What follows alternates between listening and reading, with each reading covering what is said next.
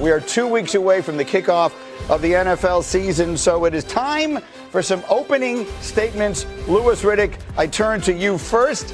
What's your opening statement before the season begins? Look, Jordan Love, the quarterback of the Green Bay Packers, is a legit MVP candidate. Think about this last year. He was third in total QBR, fifth in completion percentage over expected. The last time we saw him on the field in the wild card against the Chicago Bears, he threw for 323 yards and 4 touchdowns, 0 interceptions. He did not lose that game. QB wins is not a quarterback stat. He did everything he could to help that football team. This year, last week, against the Denver Broncos, in the preseason, he was 5 of 7, damn near perfect. This guy's on fire. I'm telling you, he's going to be in the MVP discussion at the end of the year, no doubt. They are the best team in the NFC North. He is an MVP candidate. Yep. And when Micah Parsons comes back, look out. Wow, I completely agree with everything you both said, except I do have the Lions in NFC North. The best thing about Jordan Love, last year he was the best third and long quarterback in the entire NFL. That means his passes are perfect. That's what that means. And I think you're going to see that. I talked to Matt LaFleur and Jordan Love a couple weeks ago at Packers training camp. They talked about how smart he's getting with the protections, get him in the right look. I love everything about that offense. Just makes it look so easy, man. And it's natural to him. As a thrower of the football, he's as good as it gets. They're going to be without Micah Parsons to start the year, so they'll need that offense. Kevin Clark, give me an opening statement.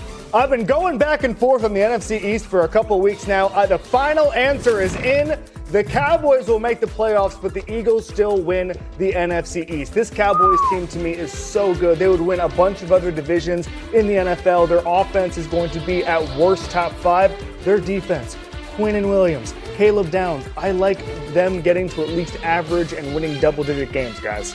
I have it flipped. I have the Cowboys winning the division. I actually think the Eagles have more questions right now than the Cowboys. 2 excellent teams, but I think Dallas wins this division with a revamped defense. Hey, look, you know what? We've talked about Caleb Downs all the time when we're talking about who's going to be the focal point of this revamped defense. Remember the name. We'll talk about him later on. Jayden Barham, their draft pick from Michigan. He, to me, outside of Caleb, maybe even more so than Caleb, I'm just going to say this, may be the most consequential draft pick that they've made this year.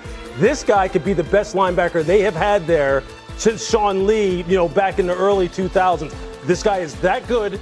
Trust me when I say this. Just watch his tape from last week. It's going to be a very interesting division race. Remember, they open with division games. Cowboys and Giants will play on that Sunday night Week 1 opener. Mike T, give us an opening statement. Greeny, the Cleveland Browns got the quarterback decision completely wrong. I had to sign up in our building. In God we trust. For everyone else, we need data. Show me the data that over 6 years, you played in 19 games, been suspended 11, had shoulder surgery, tore your Achilles tendon twice, and then 6 years later came back and played 17 games at a high level. Shedeur Sanders, to me, has really compelling upside. I know it hasn't been perfect. Most young quarterbacks are a little bit bumpy, but he has real upside. Where are we going with free agent to be Deshaun Watson? What did you think of it? You know what? Honestly, at this point, I just don't even care. It doesn't matter. It doesn't. And I'll tell you what, it doesn't matter anymore. And look, we know. Look, I am a believer in Shedeur Sanders. I'm a believer in the way he's been brought up in the game of football, and I believe, given a fair and equitable shot, I do believe that he is someone who has starting potential. The Browns don't believe that, though. They have already delivered that message. They don't believe it. And we know that Deshaun is not the long-term answer. So to me, it doesn't really matter. This is going to be nothing but apathy just flowing through the streets of Cleveland this year because they've already turned the page to 2027. That's just the fact and that sucks for them. It really does. I've heard people talk on the show about the fact that Browns fans shouldn't go there. They should be ticked off. And you know what? As someone who played there for 3 years, when we had some pretty darn good football teams, but we didn't have a quarterback, I understand just how that frustration can roll. And they should be frustrated right now. I'm with you, Louis. I mean, you go to training camp, and the stands are packed every single year in Brea, Ohio. It is a special place. To say they shouldn't go to games is easier said than done. They love football there. They can't live without it. But I'm with you, Mike. They got this wrong. Shedeur Sanders is the future of this team for this year. Next year, maybe it's Arch Manning, CJ Carr, Darren Mensah, whomever. But I just don't know what hope you're selling with Deshaun Watson right now. He's in the last year of an albatross contract. It's a disaster. Turn the page. I had it suggested here that because they open with 2 road games, maybe you're putting him out there to play those 2. If he surprises everyone and plays well, then you keep going. If he plays badly, maybe you make the change even that quickly. possible. I don't love that argument. I understand it, and you're going out against two really good teams in the Jaguars and the Bucs who have pass rushers who can hit you pretty good. But Shedeur Sanders is not a rookie. He's played. So I don't have that fear. Greeny, there's another interesting dynamic. Todd Monken's waited his whole life to be an NFL head coach. He needs to be established. Yeah. I'm not saying he's one and done, but if I'm Todd Monken, I got to win games early and establish my program and my credibility. Look, it's really this simple to me. He clearly just doesn't believe in Shedeur and his ability to go ahead and help him do just that. Yeah. And I've said this here on this show numerous different times. This should have been a true quarterback competition. Play the guy that gives you the best chance to win games. If Todd thought that Shedeur gave him the best chance to win games, he should be starting, but he doesn't believe that. And if he doesn't believe it at this point, especially considering what the draft capital they have in 2027, but they've already turned the page on this. They just have, and I hate that for Shedeur. I hate it for Cleveland Brown fans. I don't feel bad for Deshaun Watson. I don't feel sorry for him. He's made his own situation what it is. This is already moving on to 2027, and that's just very unfortunate. It's depressing because that is a lost 16-0 yesterday. At least that's one way of looking at it. By that, we mean the SEC unanimously voted to oppose athletes leaving the NFL and returning to college, as the Big Ten had done earlier in the day. A lot of this surrounding the former Ole Miss tight end Daquan Wright, who the SEC announced its institutions are not permitted to have an athlete on its roster who has one previously declared for the NFL, NBA, or WNBA draft and did not withdraw, or signed a contract with an NFL, NBA, G League, or WNBA team, or been listed on an NFL, NBA, G League, or WNBA roster. There is, as you can imagine, an enormous amount to unpack here, and we've got all the right people to do the unpacking.